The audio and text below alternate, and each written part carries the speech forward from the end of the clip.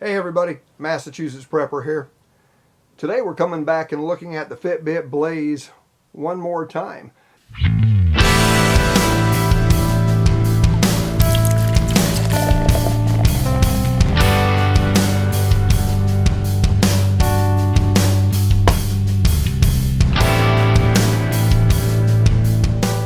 Now I've had this for about 3.5 to 4 months, and when I got it, it was on pre-release, which was probably a mistake on my part because there was some bugs in the setup program on this device at that time.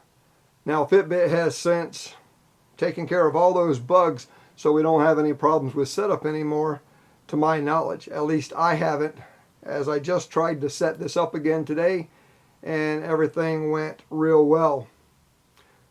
Now, there is a few things that I don't like about the Fitbit Blaze, and a lot that I do like about it. One of the things that I don't like about it, if you compare it to the Apple Watch here, the frame is actually a little bit bigger than the Apple Watch. So I can literally just cover up the Apple Watch and it's gone. Okay, so this thing is kind of big. Now this is the 42 millimeter on the Apple Watch. So the size is one thing, but it's the module. The module itself is so much smaller than the Apple Watch. Okay, but the module itself is smaller, and then we have these dark lines around the outside edge, which gives us an even smaller, let's see if I can get this thing to activate, an even smaller screen real estate. Now, when you have it in the, in the case itself, it looks okay. It's stylish. The functionality is great. As a fitness tracker, it does everything that you would want it to do. What I don't like is when you're outside working with this on the back, and all of these little like grooved areas along the back, it builds up all kind of gunk that you have to clean out. I really don't like that. This part that's raised up quite a bit to make contact with your skin can irritate you a little bit on hot, sweaty days. I haven't had that problem with the Apple Watch. I have had that problem with the Fitbit Blaze. Now I'm sporting one of the Umtel aftermarket bands on here, which hold up really well. I really like the Umtel bands. They do a fantastic job. They hold real good. I mean, everything's secure about them. The fit and feel is good. I wish Fitbit would get their act together. On the Fitbit Blaze, which you pay a premium for, you have all the fit and features that you expect in a fitness tracker, because this is a fitness tracker.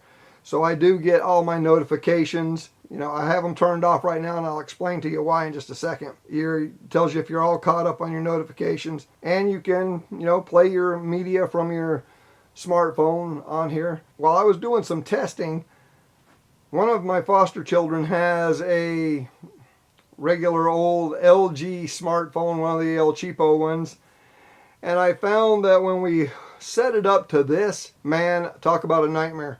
The notifications repeat themselves over and over and over and over and over and over. I mean, they just keep coming. They don't stop. Setting it up on a higher end Android device or on my iPhone 6S Plus works perfectly fine. No problems whatsoever. The other thing that I don't like is right in here, if it'll focus on that, where the buttons go. If you wear it while you're working outside, you're going to get a lot of gunk in there, which again, it's just maintenance. You clean off the device and everything, but I don't really like this two-part design. That's the thing I don't like. If I would have waited until the Fitbit Alta came out, I would have probably went with the Fitbit Alta. But then here's another problem with the Alta. The Fitbit Alta is a fantastic device. I like the way it's more streamlined than the Blaze, big clunky thing. But they don't put all the features that you want in the Alta. Where's the floors climbed Fitbit? That's what we want to see. We want to see all the features in this.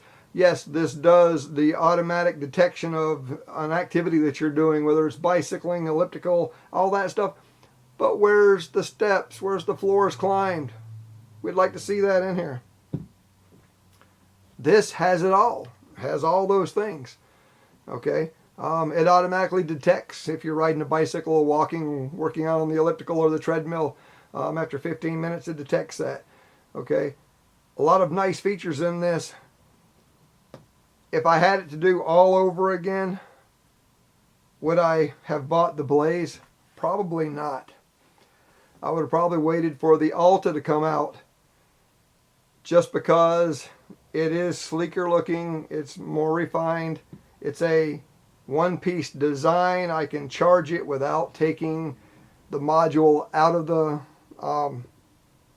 the casing that holds it in. Just simpler to use, you know, plug and play. Longer battery life, which is a big thing. I'm getting like 5, sometimes 6 days out of this, where if I get 3 to 4, if I get 4, that's an exceptionally good day. Most of the time, 3. You can charge this up, let it sit on your desk, and it'll be dead in 4 days. If you're using it where you're lighting up the screen and everything, and using it a lot, getting a lot of notifications and everything, you're going to be lucky to get 3 days out of it. So if I had it to do all over again, I would not have spent the money on the Blaze. I would have waited and spent the money on the Alta, which is cheaper to start with. I just wish they would have put the floors climbed feature in the Alta. Everything else is fantastic. I know when I did the review on this, I said, well, you know, the band is super hard to connect. Once you get it broke in, it connects real easy. Of course, no problem with the band on this. You know, just a buckle and everything. I mean, don't get me wrong, guys. I like the Fitbit Blaze. I really do. But I would have liked to have seen this in a one-piece design where it didn't have to come out, you know, and be taken out of its housing to charge it up. That would have been great. Even if they would have kind of done a thing where you just lay it on it like you do with the Apple Watch to charge it up, that would have been fantastic. But as it is, you pull it out of the housing, put it in a charging dock, and charge it up. Fit and function, it works as it's supposed to. It has a lot of nice features.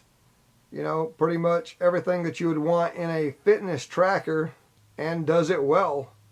I get the big thing for me is the size of the housing compared to the real estate on the screen that you actually have. And I mean, you don't have a problem reading it. You can definitely read everything and see everything well enough.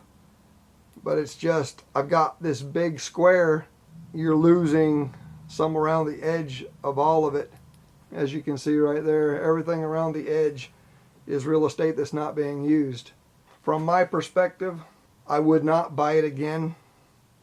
I would have waited and picked up the Alta. And this isn't Blaze versus Alta.